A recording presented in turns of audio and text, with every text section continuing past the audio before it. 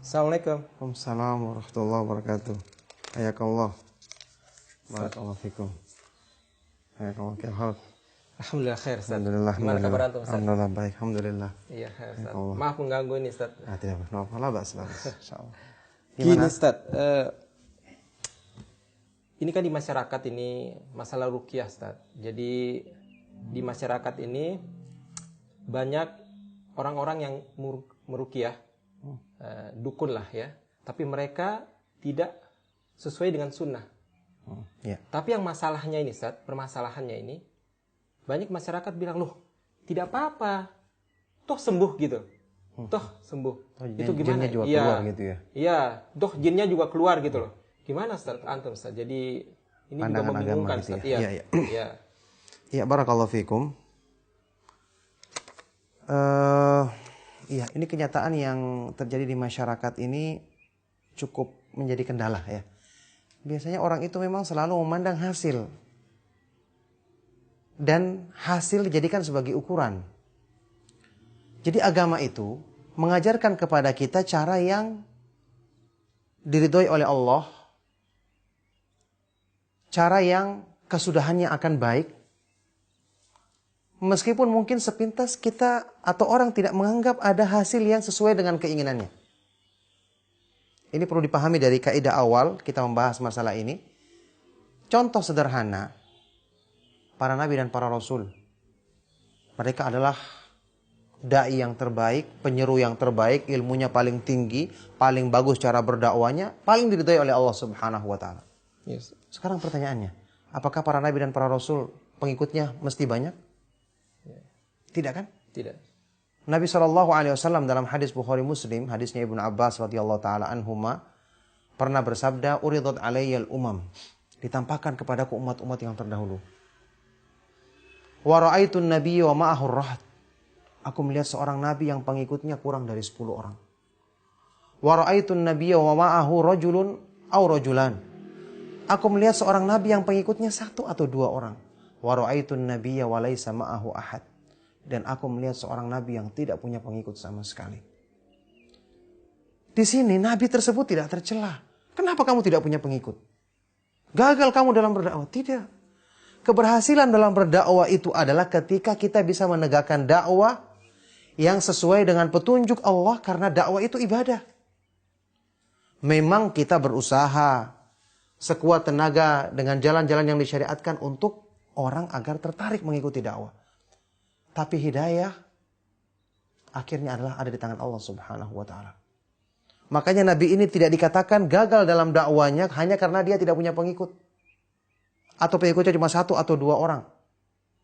Tapi dia tetap berhasil karena dia tetap bersabar menunaikan perintah Allah, menegakkan agamanya dalam setiap apa yang disampaikannya. Dan Nabi ini tidak diperintahkan untuk merubah cara berdakwanya karena orang tidak tertarik. Harus bikin cara-cara yang baru supaya orang tertarik, tidak. Tetap dia istiqamah di atas dakwanya meskipun sampai dia mati tidak ada yang mengikutinya. Luar biasa.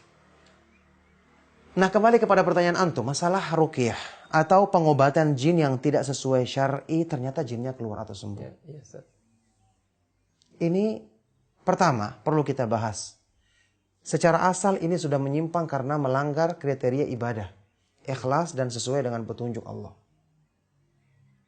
Cara-cara yang tidak syar'i, ada cara menyelesaikan, mengeluarkan jin dengan bantuan dukun, ini bisa malah terjerumus ke dalam perbuatan syirik. Rasulullah SAW bersabda, "Man ataka hinan aw arrafan fasa'alahu an syai'in wa saddaqahu bima yaqul faqad kafara bima unzila ala Muhammad SAW." Barang siapa yang mendatangi seorang dukun atau tukang ramal, bertanya dan membenarkan, sungguh dia telah kufur terhadap apa yang diturunkan kepada Nabi SAW. Apalagi ini mengikuti, meminta pengobatan, meminta penyembuhan dan seterusnya. Tidak benar. Atau dengan cara-cara yang hanya sekedar pandangan, saya dipukul orang tersebut dengan alasan memukul jinnya. Ada yang saya dengar malah direndam, ditenggelamkan dalam air sampai dia gelagapan nafasnya, supaya jinnya ikut gelagapan. Tayyib, kalau orangnya mati bagaimana? Iya, Ustaz, betul. Ini hal-hal yang terkadang orang mungkin melakukan sekali pengalaman berhasil, dianggap semua harus seperti itu. Ingat, ini adalah ibadah. Ibadah harus ada ketentuan syar'i padanya. Makanya saya katakan tadi, yang pertama kita niatkan ketika meruqyah adalah untuk beribadah kepada Allah. Di samping kita menolong saudara kita, yang ini tentu keutamaannya besar, kita juga ingin menegakkan ibadah, menegakkan tauhid, melatih diri kita dan orang lain untuk selalu bersandar kepada Allah, bergantung kepadanya. Ini adalah sebaik-baik perwujudan tauhid dalam kehidupan manusia. Di samping itu yang kita perhatikan juga adalah masalah apa? Keluarnya jin tersebut, siapa yang menganggap itu berhasil? Kalau kita misalnya mengeluarkan jin dengan bantuan dukun, naudzubillah min dzalik, itu hakikatnya jin kita diadu dengan jin dukun tersebut. Ketika satu saat jinnya mungkin lebih kuat, menang.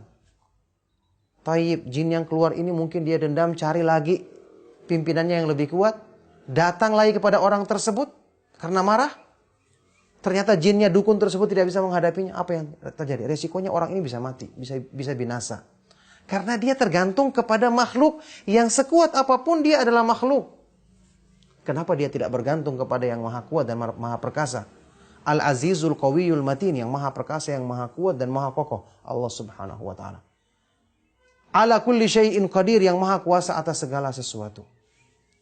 Inilah keutamaan kita kembali, ya, mengembalikan ruqyah sesuai dengan syariat Allah, agar kita bersandar kepada yang memang maha kuasa terhadap alam semesta beserta isinya. Jadi, saya katakan tadi, fenomena lepasnya sebentar atau sekedar sembuh, itu bisa jadi juga ada rekayasa dari sang dukun.